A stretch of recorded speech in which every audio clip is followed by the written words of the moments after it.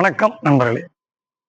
Sterlite துப்பாக்கிச் சூட்டில் கொல்லப்பட்டவர்களுக்கு தியாகி அந்தஸ்து கொடுக்க வேண்டும் என்று தான் இது கோர வேண்டிய சூழல் ஏற்பட்டுள்ளது.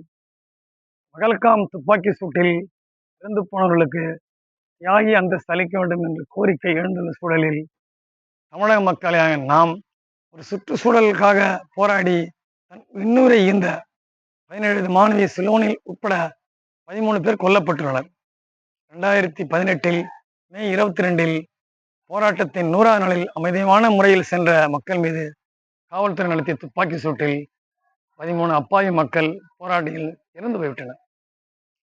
இவர்களுக்கு தமிழக அரசு தற்போது முதல்வர் ஸ்டாலின் தலைமையிலான அரசு என்பது ஒரு தியாகி அந்தஸ்து கொடுக்க வேண்டும் என்று தான் அறிவிக்க வேண்டிய சூழல் ஏற்பட்டுள்ளது. ஏனென்றால் ஏற்கனவே இருந்த ஆட்சியில் கொல்லப்பட்ட சூழலில் துப்பாக்கி சூழல் நடத்தியவர்கள் மீது அருணா ஜெகதீசன் கமிஷன் அறிக்கையின்படி எவ்வித நடவடிக்கையும் இதுவரை எடுக்காத சூழலில் பாதிக்கப்பட்ட மக்கள் தமிழக நலனுக்காக, சுற்றுச்சூழலுக்காக, தூத்துக்குடியின் மக்களின் உடல் நலத்திற்காக, சுவாச நலனுக்காக தங்கள் இன்னுரை ஈந்துள்ளனர்.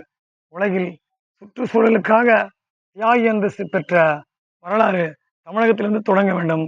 எனவே தமிழக முதல்வர் அவர்கள் ஸ்டெர்லைட் துப்பாக்கி சூட்டில் மாண்டு போன சிலோனில் உட்பட 13 பேர்களுக்கு தியாகி அந்தஸ்து கொடுத்து அவர்களுக்கு உரிய அங்கீகாரத்தையும் மரியாதையும் தமிழக அரசு செலுத்த வேண்டும் என இந்த வீடியோ மூலம் கேட்டுக்கொள்கிறேன். நன்றி.